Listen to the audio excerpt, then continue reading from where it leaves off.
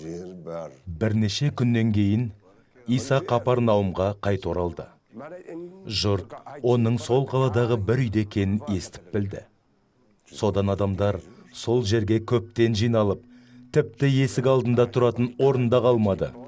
Иса оларға ізгі хабарды жариялады.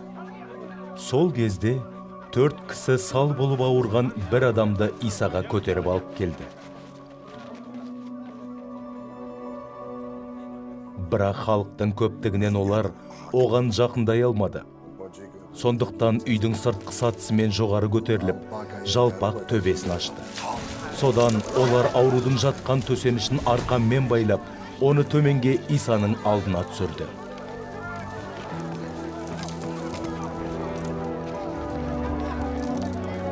Иса олардың сенімдерін көріп, сал адамға: «Балам, сенің күнәларың кешірілді», деді. Сол жерде отырған бірнеше дін мұғалімдері: «Бұл кісі неге солай деп Құдайды қорлап тұр? Жалғыз Құдайдан басқа кім күнәларды кешіре алады?» деп ойланып қалды. Олардың бұл ойларын Иса бірден ұға қойып: «Неге солай ойлайсыздар? Сал адамға қайсысын айту оңайырақ? Сенің күнәларың кешірілді деу ме? Әлде орныңнан тұрып төсенішіңді жинап алып жүре бер деу ме? Ал көктен келген менің жер бетінде күнәларды кешіруге билігімнің бар екендігін білулеріңіз үшін.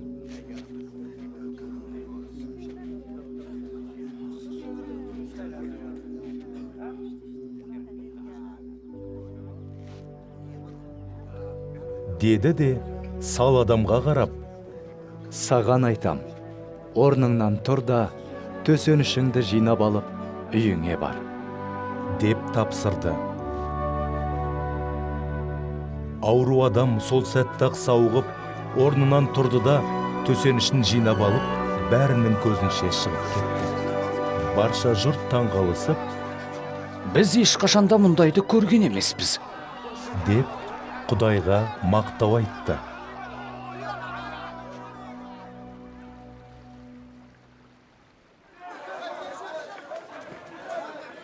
Иса сыртқа шығып, тағы да көл жағасына барды.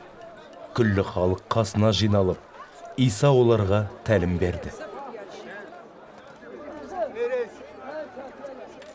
Сол жерден кетіп бара жатып, ол салық кеңсесінің қасында отырған Әлпей ұлы Леуні көрді. Оны: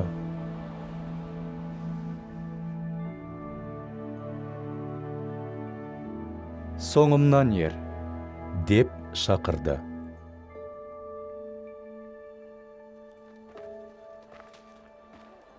Сонда Леу орнынан тұрып, Исаға шәкірті болып берді. Кейін Иса Леуінің үйінде дастархан басында отырды. Иса мен өзінің шәкірттері де, көптеген салық жинаушылар мен тағы басқа күнәкарлар да дастархандас болды. Себебі сондайлар оған көптеп еріп жүре бастаған еді. Ал дін мұғалімдері мен парызшылдар Исаның салық жинаушылармен және өзге де күнәкарлармен дастархандас болып тамақ ішіп отырғанын көргенде, оның шәкірттеріне: «Ол неге салықшылармен және басқа күнәқарлармен бірге тамақ ішіп отыр?» деп наразылық білдірді.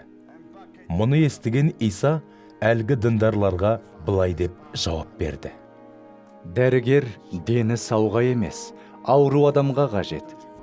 Мен әділдерді емес, күнәқарларды теріс жолдан қайтуға шақыру үшін келдім».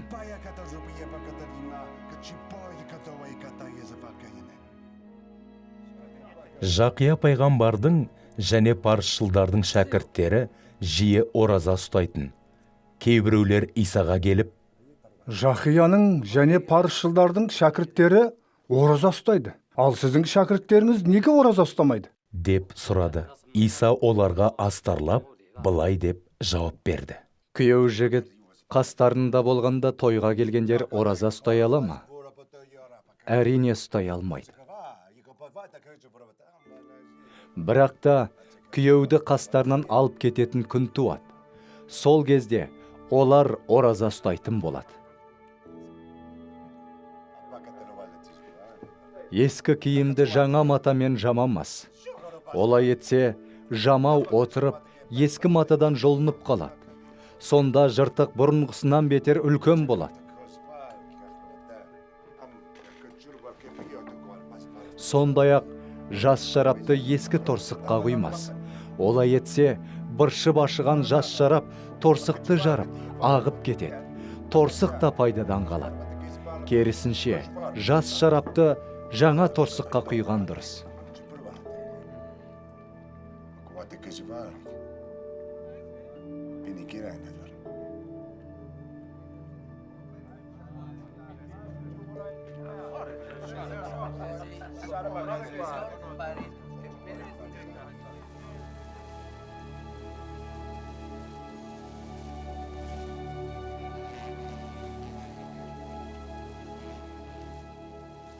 Бір демалыс күні Иса егіндік арасымен өтіп бара жатқанда, шәкірттері біраз масақ үзіп ала бастады. Парызшылдар Исаға: Қараңыз, мыналар демалыс күні тыйым салынған жұмысты неге істеп жүр?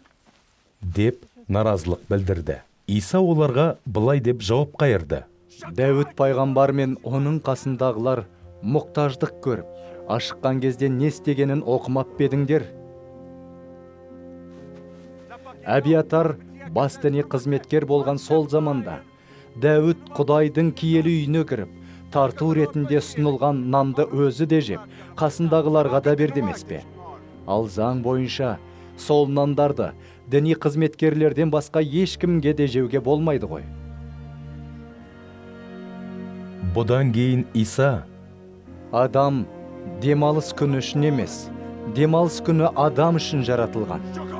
Сондықтан көктен келген мен демалыс күннің де иесімін деп қорытты.